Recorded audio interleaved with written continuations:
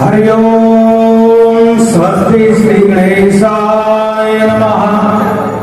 अस्मत् श्री गुरु चरण कमलेभ्यो नमः। महासरस्वती देव्यो नमः। नारायण नमस्कृत्यं नरं चैव नरोत्तमं देवी सरस्वती व्यासं ततो जयमुदीरये। कृष्णाय वासुदेवाय क्लेशनाशाय गोविन्दाय नमो नमः।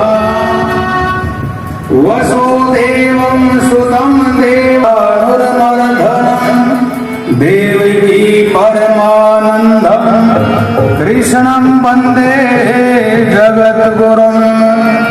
मुखं करोति वाचालं पङ्गुं लङ्घयते गिरिं यत्कृपातमहं वन्दे परमानन्द माधव। जय जय नवल किशोर जय गोपी चित चोर प्रभो जय जय माखन चोर। जय हो ब्रिजराज की बंसुरी की गिरधारी की जय बनवारी की जय ललिता संदेवी विशाखा की रावी शीतल गीत्रिते। बोले श्रीमद् भागवत महापुराण की जय। श्री सुखदेव जी भगवान की जय। सर्वदेव मई गौ माता की जय। श्री सनातन धर्म की जय। जय जय श्री राधे श्याम। जय जय श्री राधे श्याम। जय जय श्री राधे श्याम। तुमको बराती बनाने गजब हो जाएगा, गजब हो जाएगा। कोई प्यार से नाम को सजाए गजब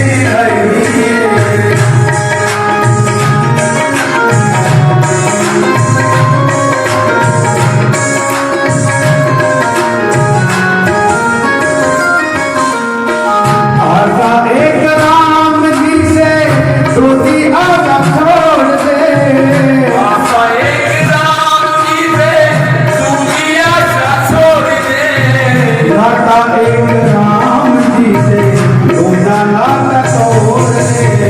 नाता एक राम जी से दूजा नाता तोड़ दे। साधु संग राम रंग अंग अंग रहिए। साधु संग राम अंगे अंग रहिए। काम रस साध करे राम राम कहिए। सीता राम सीता राम सीता राम कहिए। आगे बीती राखे राम वारे रहिए।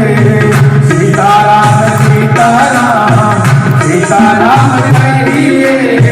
जाय विधि राखे राम वारे विधि रहिए। जाय विधि रामचंद्र भगवान की जय।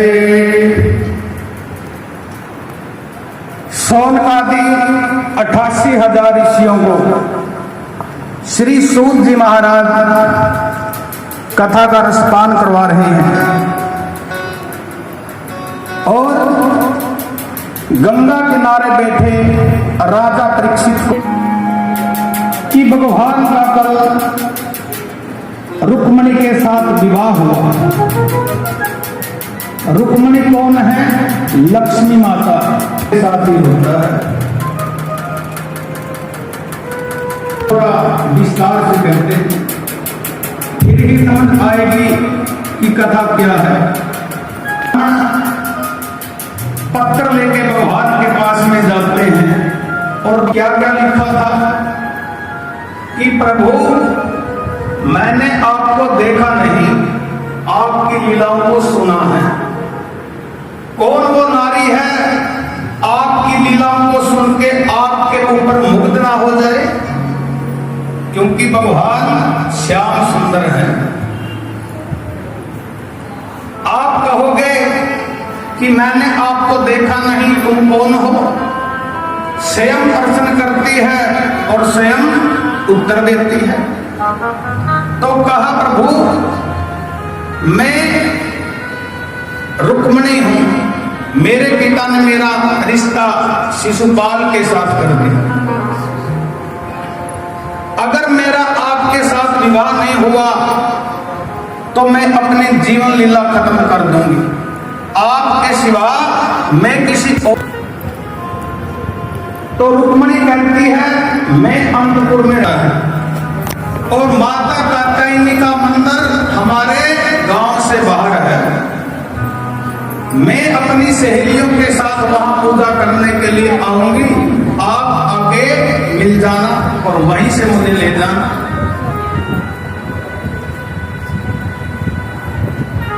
तो ब्राह्मण ने पत्थर पढ़ा और कहा प्रभु मैं चला जाऊं। कहा तुम अकेले नहीं, मैं भी आपके साथ चलूंगा। तो भगवान रथ में बैठ के ब्राह्मण देवता के साथ कुंदनपुर के लिए आते हैं। जैसे ही चले तो आगे से बलराम आ गए। भगवान ने कहा हो गया विवाह, क्योंकि मेरे गोविंद भगवान बलराम से डरते थे। बड़े भैया है ना। कहा लाला कहां जा रहे हो? भगवान ने कहा बड़े भैया वहीं जा रहे हैं। वहीं कहां? तो ब्राह्मण ने कहा कुंदनपुर में स्वयंवर है, रुक्मणी स्वयंवर, हम वहां जा रहे हैं। बलराम ने कहा हमारा लाला कोई कम सुंदर थोड़े है, जाओ लाला। लेकिन सैनिक ने इशारे से कह दिया कृष्ण अकेला है, सारी व्यवस्था तुम्हें करनी है। तो भगवान जाते हैं, क्योंकि स्वयंवर में तो कोई भी आ जा सकता है। तो स्वयंवर में राजा भीष्मक ने भगवान का खूब स्वागत किया और इतनी जोरदार व्यवस्था की रुक्मिणी ने कि महल के अंदर चिड़िया भी पर नहीं मार सकती। अब अब माता रुक्मिणी अपनी सहेलियों के साथ माता कात्यायनी के मंदिर में जाती है पूजा करने के लिए। तो विवाह से पहले गौरी का पूजन किया जाता है। तो रुक्मिणी माता के भाई जो रुक्मी हैं, उन्होंने कितनी जोरदार व्यवस्था की, 10,000 सैनिक उसके पीछे और 10,000 आगे। तो माता जा रही है मंदिर में और जाके माता कात्यायनी के आगे विनती करी, नमस्ते धम्बिका भिक्षम सौसतायुतां शिवां भूयातर्पति में भगवान कृष्णा सधु मोदतम। हे माता अंबिका, मैं आपके चरणों में प्रणाम करती हूं कि कृष्ण मुझे पति रूप में मिले। माता रुक्मिणी ने प्रार्थना की। तो रुक्मिणी मैया का वाम अंग फरकन लग गया, दाहिनी आंख। जब स्त्रियों की दाहिनी आंख फड़कती है वो शुभ मानी जाती है और पुरुष की बाईं आंख शुभ मानी जाती है। तो जब ये फड़कती है तो कोई शुभ संकेत होता है, वाम अंग फरकन लगे। और हाथ जोड़ के खड़ी तो भगवान माता कात्यायनी की मूर्ति के पीछे से आ गए।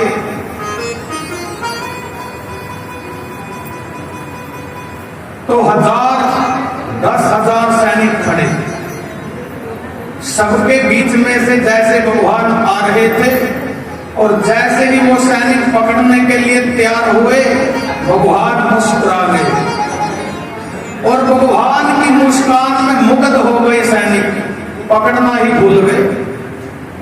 और सभी सैनिक भगवान को देख रहे हैं। भगवान रुक्मिणी मैया के पास में आते हैं और गले में वरमाला डाल देते हैं और भगवान रुक्मिणी मैया को अपनी बाहों में उठा के जाते हैं। एक सुंदर लगता है, ऐसा लगता है कि हीरे का है और कोई राजकुमार मालूम होता है। एक ने कहा भैया हार ही है, वो देखो कितनी सुंदर है, इसमें हीरे लगे हुए हैं। एक कहने लगा भैया बातों का क्या देखते हो, इसका पीतांबर देखो बिजली जैसा चमकता है। सभी सैनिकों के बीच में से भगवान जा रहे हैं लेकिन कोई पकड़ता नहीं, भगवान की सुंदरता देख रहे हैं। एक बोला भैया इसकी कमर में जो फैट बंदी है वो देखो कितनी सुंदर है और उस फैट के अंदर मुरली टंगी हुई है। एक कहने लगा भैया पीतांबर क्या देखते हो, इसका शरीर देखो कितना सुंदर है, नीलमणि जैसा चमकता है। रुक्मिणी को लेके भगवान जा रहे हैं। एक कहने लगा भैया पीतांबर क्या देखते हो, शरीर क्या देखते हो, इसकी चाल देखो हाथी जैसे चलता है। एक कहने लगा इसके रथ की ध्वजा देखो और उसके ऊपर गरुड़ जी महाराज बैठे हैं। तो भगवान ने रुक्मिणी को रथ में बैठाया और रथ लेके जा रहे हैं। एक कहने लगा भैया इनकी जोड़ी देखो कितनी सुंदर है। सभी ने भगवान की सुंदरता का वर्णन किया। एक कहने लगा भैया वो तो सब ठीक है लेकिन रुक्मिणी कहाँ है। एक कहने लगा भैया ये बात तो हमने सोची ही नहीं। तो दूसरा कहता है ले तो गया वो एडी चाल वाला, बंसी बजाने वाला, पीतांबरधारी, हम सभी के बीच में से ले गया। फिर सभी ने हल्ला मचाया भैया पकड़ो पकड़ो पकड़ो। लेकिन भगवान के रथ की रफ्तार बहुत तेज हो चुकी थी। रुक्मणी का भाई आया रुक्मी, तो उसने प्रतिज्ञा की कि मैं संध्या होने से पहले कृष्ण को पकड़ लूंगा। बहुत विशाल सेना लेके गया, लेकिन आगे से बलराम आ गए। बलराम और कृष्ण ने मिलके सारी सेना को परास्त किया और रुक्मी को बांध के रथ के पहिए के साथ बांध लिया।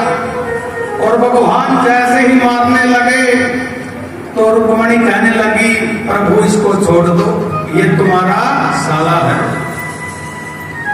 तो भगवान ने रुक्मणी की बात मानी और उसको वहीं छोड़ दिया।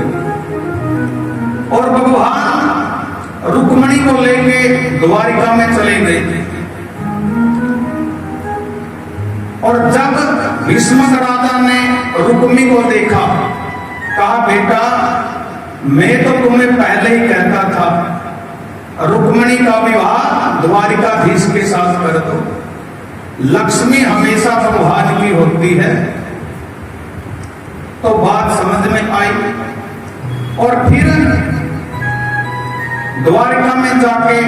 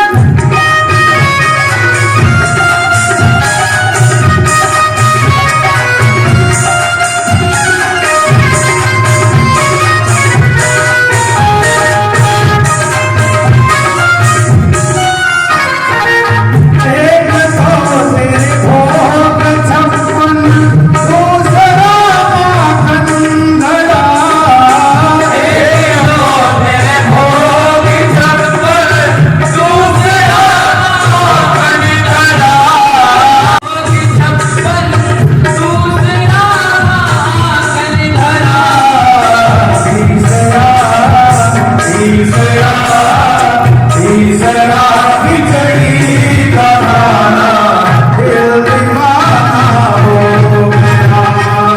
सांवली सूरत में मोहन दिल दीवाना हो गया।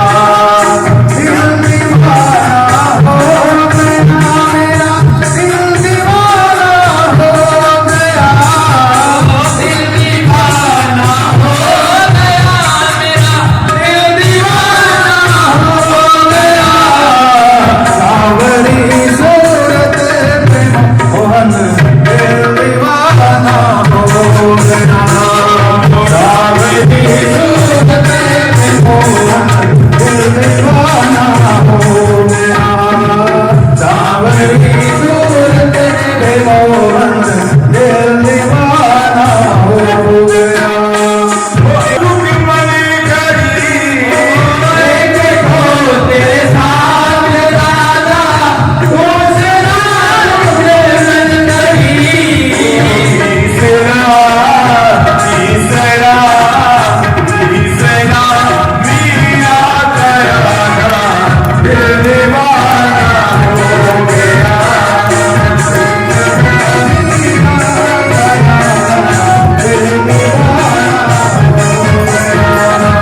सांवली सूरत में मोहन दिल दीवाना हो गया।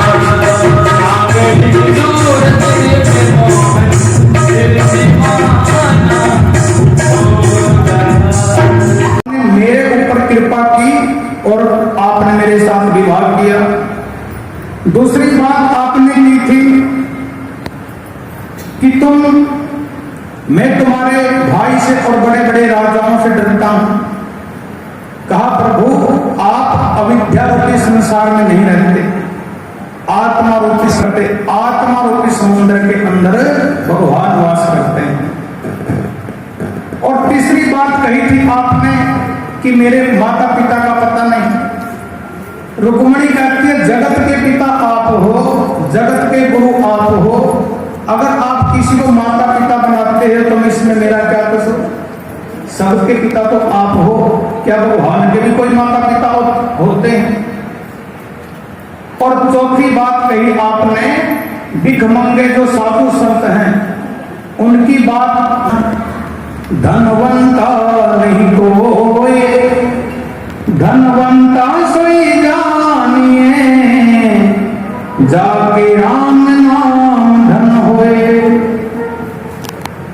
जिसके पास राम के नाम का धन है ना, उससे बड़ा इस संसार में कोई धनी नहीं।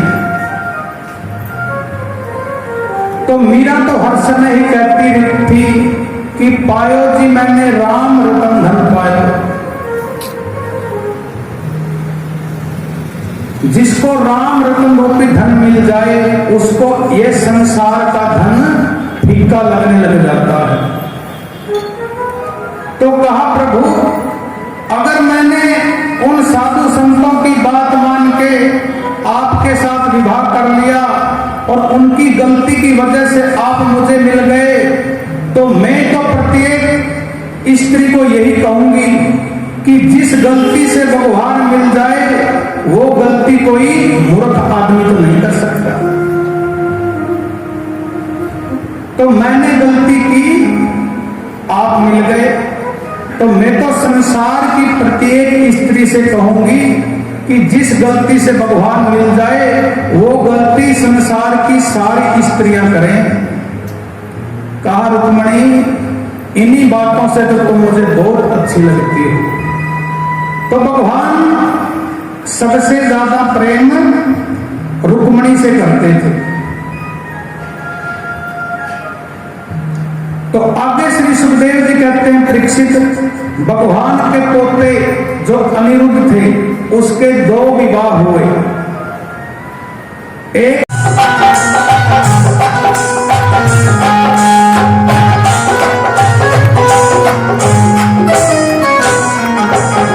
ना देखे कोई धर्म करना जात, जाने वक्त भक्तों के दिल की बात।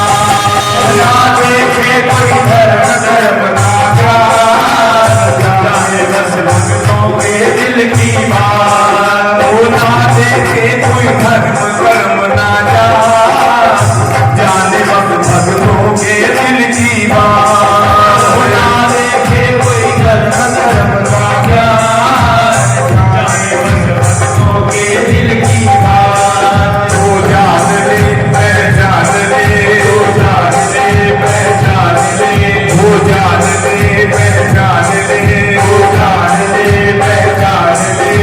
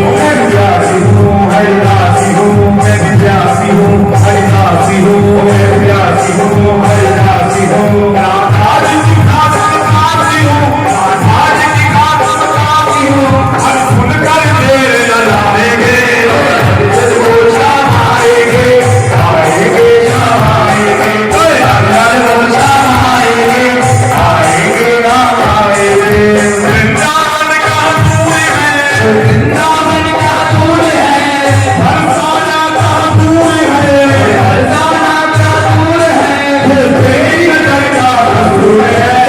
राधे बोल श्याम आएंगे, आएंगे श्याम आएंगे, राधे बोल श्याम आएंगे, आएंगे श्याम आएंगे, राधे बोल श्याम आएंगे, आएंगे श्याम आएंगे, राधे बोल श्याम आएंगे, आएंगे श्याम आएंगे, राधे बोल श्याम आएंगे, आएंगे श्याम आएंगे। ये वृंदावन बिहारी नाम।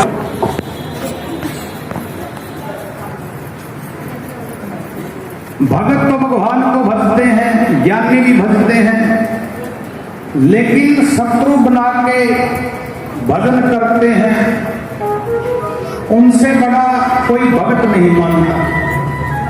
कभी कभी क्या होता है, भगवान के भगत भगवान को भूल सकते हैं, लेकिन शत्रु कभी नहीं भूलता। आप अपने जीवन में अपना के देखना। बहुत जोर से बारिश हो रही है, किसी ने कहा भाई ये द्रौपदी को भोजन परोसने का काम दिया, क्योंकि वे परोसने में बड़ी निपुण थी। ये द्रौपदी कहाँ की थी भाई? पंजाब की, पांचाल देश। पांचाल का नाम ही पंजाब है। पंजाब के लोग भोजन परोसने का कार्य बड़ी अच्छी तरह से जानते हैं। अगर कोई बाहर का ब्राह्मण 6 महीने पंजाब में रह जाए तो उसका हर फुट शरीर हो जाता है। ऐसे ऐसा सामान खाते हैं। तो भोजन परोसने का कार्य द्रौपदी को दिया। यह द्रुपद राजा की पुत्री है द्रौपदी, और जो मेहमान हैं उनकी देखरेख का कार्य युधिष्ठिर को दिया। अंत में एक काम रह गया, पांव धोने का काम, वो भगवान ने ले लिया। भाई जितने भी ब्राह्मण आए, आंगन को आए, सभी के पांव भगवान ने धोने। हम तो सोचते हैं छोटा काम, लेकिन ये काम बहुत बड़ा होता है। तो उसी यज्ञ में क्या हुआ, दुर्योधन भी आया। उस महल की ऐसी विशेषता थी कि जल में थल दिखता था और थल में जल दिखता था। तो दुर्योधन आया, जहां थल था, सुंदर फर्श लगा था, वहां तो धोती को उठा लिया, और जहां जल था वहां नहीं उठाया, पानी में गिर गया। ऊपर द्रौपदी खड़ी तो हंस पड़ी और कहने लगी, अंधों के तो अंधे पैदा होते हैं। यही बात से इतना बड़ा महाभारत का युद्ध हुआ। तो दुर्योधन ने प्रतिज्ञा कर ली कि एक एक बात का बदला लेके मानूंगा। समय आने पर आगे आप कथा जानते हैं। लेकिन पांडवों ने कृष्ण के चरण रूपी नौकाओं का सहारा लिया, और कौरवों की जो सागर रूपी सेना थी उसको पार कर दिया। तो इस कथा को सुखदेव ने पहले दिन की कथा के साथ जोड़ दिया और कहा, परीक्षित, पांडवों को विजय श्री दिला के भगवान गोलोक धाम को चले गए, और उसके बाद तुमने एक ऋषि के गले में सर्प डाला और तुम्हें श्राप मिला, और मैं तुम्हें कथा सुनाने के लिए आ गया। तो बताओ परीक्षित, और क्या तुम सुनना चाहते हो? तो परीक्षित ने कहा, प्रभु स्वामी गुरुदेव, भगवान का नाम है दीन बंधु, भगवान कृष्ण का नाम है दीन बंधु। तो कौन से दीन के ऊपर उसने सहायता की? तब यहाँ श्री सुखदेव जी महाराज सुदामा चरित्र बड़े विस्तार से सुनाते हैं। 10 मिनट में सुंदर झांकी आएगी, उससे पहले हम कथा को वहीं सुलझा देते हैं। तो सुदामा की कथा सुनाते हैं कि सुदामा कौन है।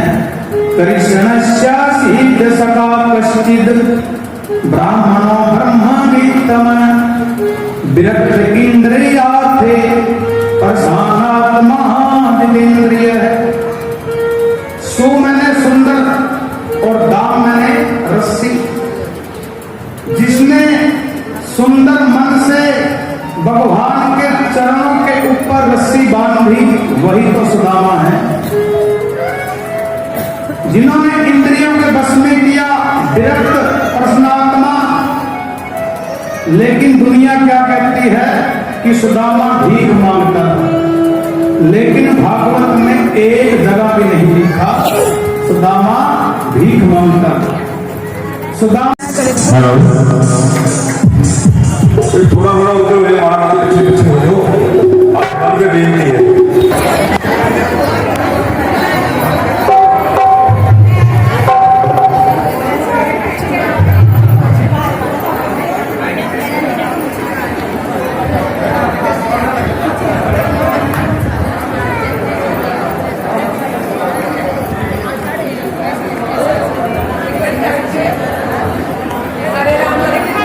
सुदामा ना चाहते हुए अपने बचपन के मित्र कृष्ण से मिलने चला। द्वारकाधीश के महलों के अंदर जाने का प्रयास किया तो द्वारपालों ने रोका। किधर जाता है? सुदामा ने प्रार्थना की, ऐ द्वारपालो,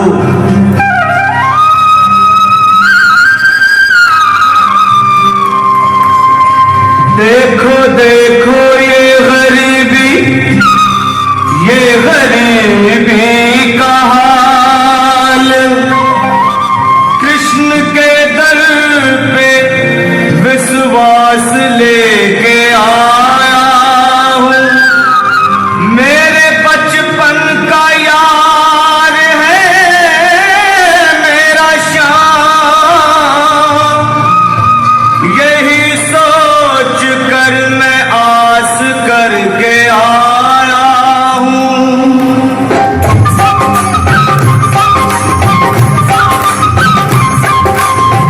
अरे द्वारपालो, कन्हैया से कह दो, अरे द्वारपालो, उस कन्हैया से कह दो, घर पे सुदामा गरीब आ गया है।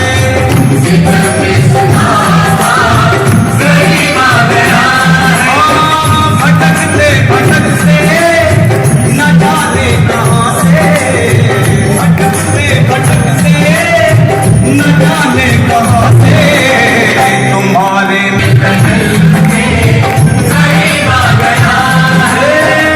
अरे द्वारपालो, कन्हैया से कह दो कि दर पे सुदामा गरीब आ गया है।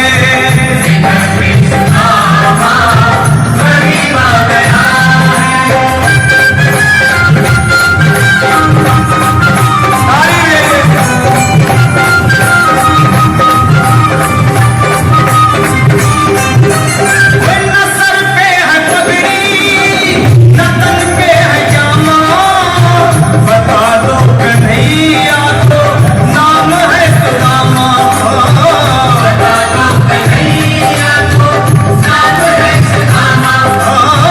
बता दो कन्हैया तो नाम है सुदामा। न सर पे है पगड़ी, न तन पे है जामा, बता दो कन्हैया को नाम है सुदामा।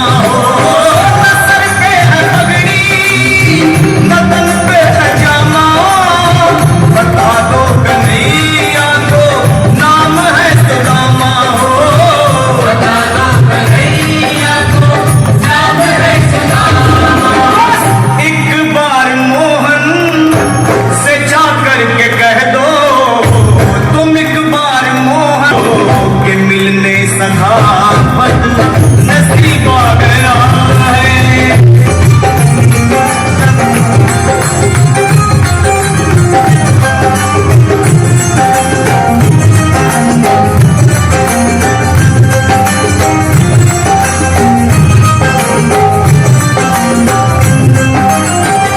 सुनते ही दौड़े चले आए मोहन,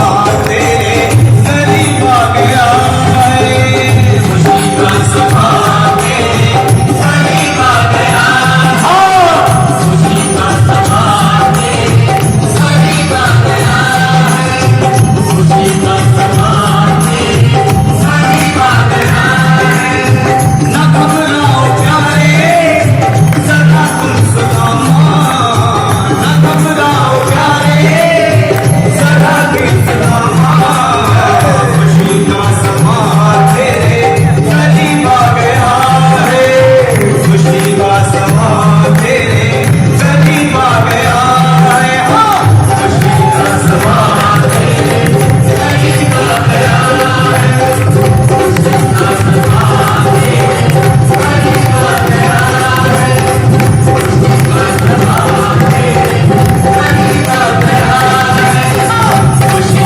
का समां तेरे करीब आ गया है सारे बैठ जाओ भगवान को पूजा करेंगे देखो ब्राह्मण देवानो यथा सदमिन्द्रिणे अस्वन्नप्रायुः रक्षितारो दिवे दिवे देवानो भद्रासु मतमेजो यथा देवानायुः प्रतिनन्तु दिवसे तान्पूर्वयानि विदाहुमहे वयं स्वागतं मित्रमदिनं दक्षिणश्री सुभगामय शरदा तन्नो मातो भयो भुमातु विघ्नजं तन्माता पृथिवी ललिता सोमसुतो भयो भुवस्तरश्विना श्रेणुतं दिश्यायुगं मा लिया। तो यहाँ संतों के अनेक भाव हैं। एक भाव तो ये था कि अगर वो तीसरी मुट्ठी खा जाते तो रुक्मणी को भी दे डालते। दूसरा भाव क्या है? तो रुक्मणी कहना चाहती है प्रभु ये ब्राह्मण का प्रसाद है, अकेले नहीं खाओ, हमें भी दे दो थोड़ा। और दूसरा भाव क्या है कि प्रभु ये चावल कच्चे हैं, पेट में दर्द हो जाएगा, ज्यादा मत खाओ। और तीसरा भाव बड़ा सुंदर है रुक्मिणी का, क्या है कि बड़े प्रसन्न हो रहे ब्राह्मण के ऊपर। अरे ये वही ब्राह्मण है जिसने तुम्हारे वक्षस्थल के ऊपर लात मारी। भृगु ने भगवान के वक्षस्थल के ऊपर लात मारी और तुम उस ब्राह्मण को इतना दे रहे हैं। अब भगवान कहता है, कहा रुक्मणी ये वही ब्राह्मण है जिनकी कृपा से मैं आज तुम्हारा पति बन गया।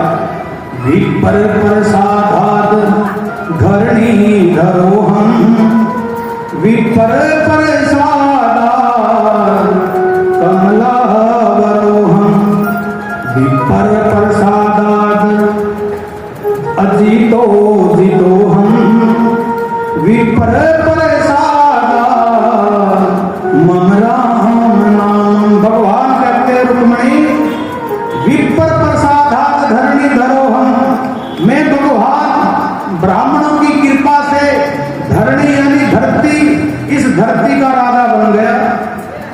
और विपर प्रसादाद कमलोवरोहम, मैं कमला लक्ष्मी का पति भी मैं भगवान ब्राह्मण की कृपा से हुआ। और विपर प्रसादाद अजीतो जितो हम, मैंने अजीत को भी जीत लिया और ब्राह्मण में ही मेरा नाम राम रखा है। मुझे गर्व है कि ब्राह्मणों ने मेरा नाम राम और कृष्ण रखा है। वो प्राणी भाग्यशाली है भाई जिसका नाम ब्राह्मण रखता है। तो भगवान ने कहा ये सारी ब्राह्मणों की कृपा है। विश्वकर्मा को आदेश दिया, रातों रात जहां सुदामा की कुटिया है वहां बड़ा सुंदर महल बना दिया। जैसे द्वारिकाधीश का महल ऐसा ही सुदामापुरी बन गई। तो अंत में क्या हुआ, एक दिन से ज्यादा सुदामा द्वारिका में नहीं रहे। अगले दिन भगवान से आज्ञा ली, अच्छा भैया तुम्हारे दर्शन हो गए, हम चलते हैं। सोने की द्वारिका में आके सुदामा को भगवान ने एक तोला भी सोने का नहीं दिया, जैसे कपड़े थे उन्हीं कपड़ों में वापस भेज दिया। सुदामा सोचता है कि सबसे बड़ा धन तो भगवान का दर्शन हो गया, अगर मुझे गोविंद धन दे देते हैं तो अभिमान हो जाता है। तो भगवान की कृपा से सुदामा वापिस सुदामापुरी में जाता है। देखा झोंपड़ी की जगह बहुत बड़ा महल, सुशीला आती है। अंत में क्या होता है, सुदामा कहता है मैं इस महल में नहीं रहूंगा। तो सुशीला कहती है अगर तुम नहीं रहोगे तो मैं भी नहीं रहूं। तो दोनों उस सुदामापुरी को छोड़ के चलने के लिए तैयार होते हैं। तो पीछे से टेढ़ी टांग वाला कहता अरे सुदामा कहां जाते हो। पीछे मुड़ के देखा तो भगवान बैठे हैं। कहा प्रभु ये आपकी कृपा करने की आदत जाती नहीं। कहा भगवान ने कहा सुदामा मेरी कृपा को तुम प्रसाद समझ के ग्रहण करो तो तुम्हारे अंदर कोई अभिमान नहीं आएगा। तो भगवान की बात मानी, मैं तुम्हें दूध देता हूँ, इस दूध को लेके उसको पिला देना। तो गर्म दूध भगवान ने सोने के पात्र के अंदर दिया। तो 7 डोडियों को पार करके राधा रानी के दर्शन होते। पहली डोडी के ऊपर गई तो राधा रानी की दासियों की दासी इतनी सुंदर कि भगवान की पत्नी ने और द्रौपदी ने प्रणाम किया कि राधा रानी हम तुम्हें प्रणाम करती हैं। तो दासियों ने कहा हम राधा रानी नहीं, हम तो उनकी दासियों की दासी हैं। दूसरी डोडी के ऊपर भी ऐसे किया। अंत में जब 7वीं डोडी के ऊपर पहुंच जाती हैं तो वहां देखा राधा रानी ने कोई श्रृंगार नहीं किया। भजन की सुंदरता है, भजन का तेज है। तो आपस में बातें हुई। तो अंत में राधा ने पूछा कि तुम भगवान का भजन करती हो कि नहीं करती। और ये भगवान ने दूध तुम्हारे लिए भेजा है। तो राधा रानी को जब से भगवान छोड़ के आए उस दिन से दूध पीना बंद कर दिया था। और जैसे ही आज भगवान का नाम लिया, कहा कि कृष्ण ने तुम्हारे लिए दूध भेजा है, तो हाथ में से उस बर्तन को छीना और गर्म दूध पी गए। राधा रानी के दर्शन करके जब भगवान की पटरानियां आती है तो आके क्या देखती हैं, भगवान के पांव में छाले पड़े हुए हैं। रुक्मणी ने कहा स्वामी ये क्या है, कहीं बाहर गए थे, गर्म धरती है। कहा कहीं नहीं गया। कहा फिर ये छाले कैसे पड़े। भगवान ने कहा ये छाले तुमने ही किए हैं। कहा स्वामी हमने कैसे किए।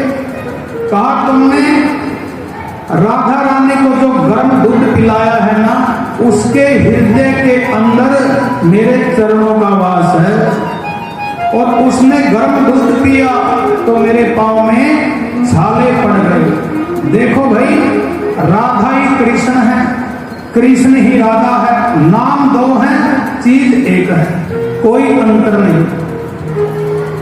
तब कृष्ण पत्नियों को ज्ञात हुआ कि उनके मन का अभिमान दूर हो गया। सजनों त्याग को देखना है तो किशोरी के चरित्र में देखो, और विराग देखना है तो गोपियों के चरित्र में देखो। गोपी साक्षात प्रेम का प्रतीक है और साक्षात प्रेम की मूर्ति है।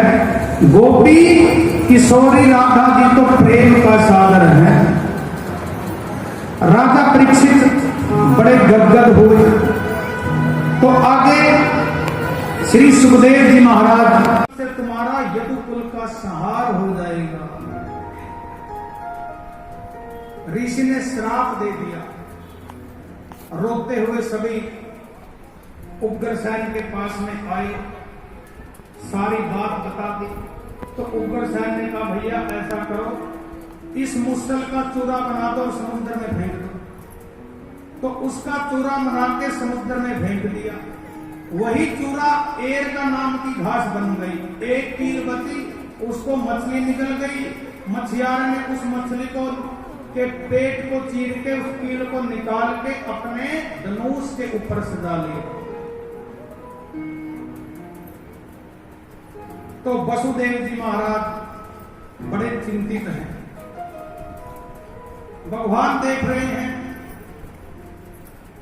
कि यदुकुल को श्राप लग गया।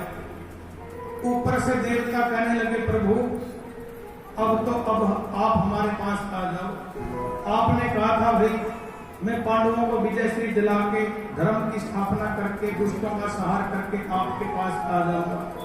भगवान ने कहा देवताओं सबसे बड़ा भार तो मेरा ही कुल है। इसको श्राप तो लग गया, बस थोड़ा समय बाकी है। देवताओं को साधना भगवान ने दी। समय बीता तो वसुदेव ने नव योगेश्वरों से भागवत धर्म की चर्चा सुनी और सन्यासी के लक्षण पूछे कि सन्यासी के लक्षण क्या है। देखो समय कम है भाई, लीला को समेटना है। तो फिर दत्तात्रेय ने उससे क्या सीखा कि प्राणी जीवन भर कमा कमा के इकट्ठा करता है, लेकिन उसका उपयोग तो कोई और ही करता है। जिस प्रकार मधुमक्खी शहद को इकट्ठा करती है और कोई उसको तोड़ के ले जाता है। मधुमक्खी ने तो कभी शहद खाया नहीं। तो इकट्ठा कोई करता है और उसका उपयोग कोई करता है। इसलिए सन्यासी को कभी धन इकट्ठा नहीं करना चाहिए। अगर इकट्ठा करेगा बैंकों में ही रह जाएगा। और सन्यासी को ज्यादा शिष्य नहीं बनाने चाहिए, क्योंकि वे भजन में रुकावट पैदा करते हैं।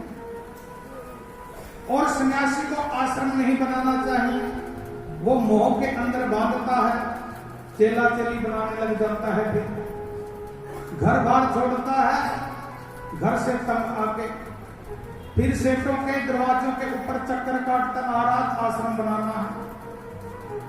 आश्रम के लिए चंदा इकट्ठा करता है और जब आश्रम बन जाता है सेठ कहते हैं बाबा हम 10 आदमी आ रहे हैं, हमारी व्यवस्था करना। और उनके आगे आगे फिरता है, भाई ये काम करना था तो बाबा क्यों बने। ये सन्यासी के लक्षण नहीं। अजगर को गुरु बनाया। अजगर कैसा होता है, मिल गया तो खा लिया वरना भूखा पड़ा रहा।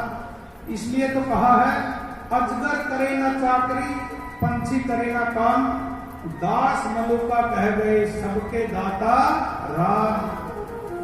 तो सन्यासी को किसी की चाकरी नहीं करनी चाहिए। जिस प्रकार अजगर चाकरी नहीं करता, इसी प्रकार सन्यासी को भी चाकरी नहीं करनी चाहिए। तो 24 गुरुओं का वर्णन श्री सुखदेव ने राजा परीक्षित को सुनाया। और आगे भगवान श्री सुखदेव जी महाराज तरह तरह की लीलाएं भगवान की सुनाता है। और अंत में भगवान की विभूतियां हैं जो उनका वर्णन किया। भगवान श्री कृष्ण उद्धव से कहते हैं उद्धव जो संत के लक्षण मैंने तुम्हें बता दी, अब मेरी विभूति सुनो। 4 युग हैं, सतयुग त्रेता द्वापर कलयुग। इन चारों युगों में सतयुग में हूं और चारों वेदों में सामवेद में हूं, अक्षरों में ओमकार में हूं। कोई भी देवता की आराधना करो पहले ओम बोलना पड़ेगा। ओम ही भगवान कृष्ण है। और पुरोहितों में वशिष्ठ में हूं, स्त्रियों में शत्रुपा में हूं, पुरुषों में मनु में हूं, और अंत में कह दिया उद्धव, ज्ञानी भक्तों में जो तुम उद्धव हो वो भी मैं ही हूं। तो ये भगवान की विभूति है। तो जाको प्रभु दारण दुख दे ही, ताकि मति पहले हर ले ही। जिसको भगवान दुख देते हैं ना, उसकी पहले बुद्धि को बिगाड़ देते हैं। तो भगवान का परिवार यदुवंशी एक दिन प्रभाग क्षेत्र में गई और वहां जाके क्या किया, मदिरा का पान किया, और पान करके क्या करने लगे, लड़ने लग गए। तो मदिरा हमेशा यही काम करवाती है, लड़ने वाला। तो आपस में लड़ाई करने लगे। बलराम और कृष्ण ने उनको समझाया, उनको ही मारने दो। लेकिन जो ब्राह्मणों का वाक्य है वो झूठा हो जाएगा। ब्रह्म वाक्य जगत मिथ्या, ब्रह्म सत्य है और जगत मिथ्या है। तो तक्ष ने कहा, पंडित जी तुम उसको बचा के क्या करोगे? कहा मुझे बहुत धन मिलेगा। कहा तुम्हें जितना धन चाहिए इस पीपल की जड़ के नीचे है, वहां से ले जाओ। ब्राह्मण वहीं रह गया। अब तक्षक चलता है। तो तक्षक ने एक छोटे से जीव का रूप धारण किया, क्योंकि वहां इतनी तपस्या का बल है कि तक्षक अपना असली रूप करके परीक्षित के पास नहीं जा सकता। तो छोटा रूप धारण किया और जैसे ही उसको डसा, तो डसने से पहले ही परीक्षित ने अपने शरीर को छोड़ दिया था। केवल उसका जो पंचभौतिक शरीर था उसको डसा और जल के राख हो गया, क्योंकि परीक्षित ने तो तक्षक के आने से पहले ही योग क्रिया द्वारा अपने शरीर को छोड़ दिया था और भगवान के परम धाम को चला गया। जन्मेजय को क्रोध आया, मेरे पिताजी को तक्षक ने डसा, मैं तक्षक जाति को नष्ट कर दूंगा। तो तक्षक यज्ञ को यज्ञ किया कि जितने भी दुनिया भर के सर्प हैं सारे यज्ञ के अंदर जल के राख हो जाए। ब्राह्मणों को कहा जितनी दक्षिणा तुम्हें चाहिए इतनी दूंगा, लेकिन जितने भी दुनिया के नाग हैं सारे जल के भस्म हो जाए। ब्राह्मण ने यज्ञ किया, तक्षक को बुलाने के लिए यज्ञ किया, तो तक्षक इंद्र के आसन के साथ लिपट गया और आके निश्चित है ये तो निमित्त बना है। बात समझ में आ गई तो जन्मेजय ने यज्ञ को वहीं पर बंद कर दिया। तब श्री सुखदेव ने राजा परीक्षित को 12 स्कंदों की कथा सूक्ष्म रूप में सुनाई और फिर कहा, निगम गाना नाम यथा देवा नाम मुच्यते यथा। बहने वालों में जैसे गंगा श्रेष्ठ है, देवताओं में कृष्ण श्रेष्ठ है, वैष्णव में शंकर श्रेष्ठ है, इसी प्रकार सारे पुराणों में श्रीमद् भागवत महापुराण श्रेष्ठ है। बोलिए श्रीमद् भागवत महापुराण की जय। जैसे अक्षेत्रों में काशी सबसे सर्वश्रेष्ठ है, पुराणों में भागवत है और भागवत पुराण वैष्णव का तिलक है, वैष्णव का परम धन है, परम हंसों की संहिता है ये भागवत। भक्ति ज्ञान वैराग्य की एक त्रिवेणी है और ऐसी भागवत रूपी त्रिवेणी में जो आह्वान करें उसे एक न एक दिन गोविंद अवश्य मिलते हैं। आइए हम इस भागवत के अंतिम श्लोक को सभी मिलके प्रणाम करते हैं। आपने हमारे साथ ये श्लोक अगर बोलना है, गुनगुनाना आए तो गाओ और नहीं आए तो भगवान का ध्यान कर लो। बोलना आता है तो बोलना और नहीं भगवान का ध्यान करना। बोलो सभी। नाम संकीर्तनम यस्य सर्व